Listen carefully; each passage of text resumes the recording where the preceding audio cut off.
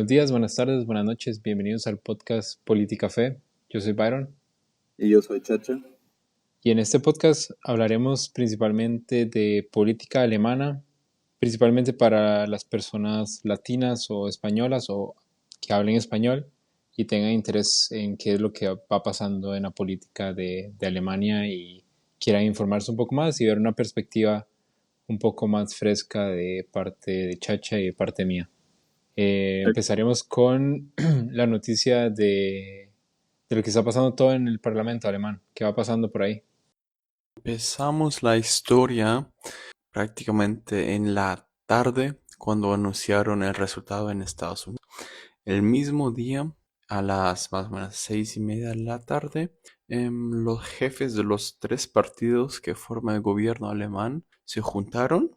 O sea, son los socialdemócratas que están liderando esa coalición que está gobernando, seguido por los verdes y los liberales. Entonces, las tres cabezas se juntaron, que es el canciller, el ministro de Finanzas y el ministro de Economía.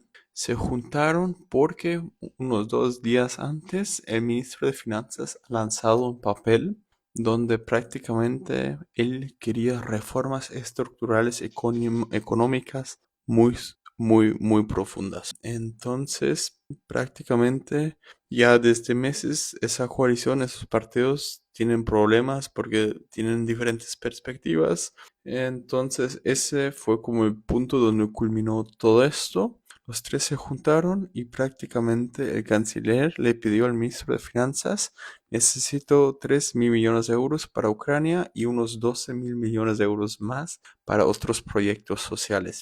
Entonces, el ministro de Finanzas, Christian Lindner, que es de los partidos liberales, ha decidido: ok, los 3.000 millones de euros para Ucrania te los encuentro, pero los 12 no es posible pagarlo del budget normal que tenemos. Entonces Scholz le dijo: si eso es el caso, te pido que por favor hagas deudas. El problema es que en Alemania deudas solo se pueden hacer a un cierto límite, es 0,35% del Producto Interno Bruto del país. Esos son más o menos, viendo los 2 últimos años, 100.000 millones de euros, que es bastante, pero obviamente también limita al gobierno de hacer deudas. El ministro de Finanzas rechazó y dijo eso sería en contra del juramento que hizo. Entonces él dijo que no lo va a hacer. El canciller reaccionó y despidió prácticamente al ministro de Finanzas. Eso que tiene de consecuencias. Por un lado, claro, el gobierno se rompió. La coalición de esos tres partidos terminó porque el ministro de Finanzas, aparte de ser el ministro, también es el jefe del Partido Liberal. Entonces, ya el canciller o la coalición perdió la mayoría dentro del Parlamento. Quiere decir que ya menos que la mitad de los asientos en el Parlamento están en manos de los dos partidos que están apoyando al canciller. Entonces, prácticamente terminó ese gobierno, o sea, por lo menos el poder legislativo, porque ya ninguna ley va o ninguna ley concreta que ellos dos, que los partidos quieren o el canciller quiere, va a pasar el Bundestag, el Parlamento alemán. Por lo tanto, ¿qué va a pasar ahora? Entonces, el 12 de noviembre había una reunión entre los conservadores, la CDU, que actualmente son la oposición, los socialdemócratas y los verdes. Se juntaron con el presidente federal para ver cómo seguir, porque el canciller lo que él pensaba es hacer la cuestión de confianza prácticamente el año después de Año Nuevo, en el mes de enero. Eso al final no funcionó así porque la presión estaba muy alta en contra del canciller de que haya elecciones nuevas. Por ejemplo, asociaciones industriales han llamado por elecciones rápidas. Los sindicatos que normalmente están cerca de la socialdemocracia dijeron que piden decisiones rápidas, y eso muestra que ambos lados, los empleados, pero también la gente que provee, que da los trabajos está interesado en decisiones rápidas. Por lo tanto, ese 12 de noviembre esos tres partidos se juntaron y el presidente prácticamente en conjunto con los jefes de los tres partidos grandes decidieron que el pensamiento o el plan es que el 11 de diciembre va a haber esa solicitud de cuestión de confianza. 4 días después, el 16 de diciembre, el Parlamento va a votar si le da la confianza o no al canciller. Se calcula que no la va a recibir, entonces el canciller tiene la posibilidad de ir donde el presidente y pedirle al presidente de que él disuelve el Parlamento, lo que el presidente dijo que va a hacer. Eso, y después vienen las nuevas elecciones que van a ser el 23 de febrero para que lo tengan ahí claro. Perfecto. Y pues se puede decir que Scholz estaba pensando más en terminar su mandato de una buena manera, pensando un poco a corto plazo. Claramente los planes eran a futuro, pero también para quedar bien él con sus planes, y Linda era pensando más a futuro, para no dejarle el país a las próximas generaciones tan endeudado.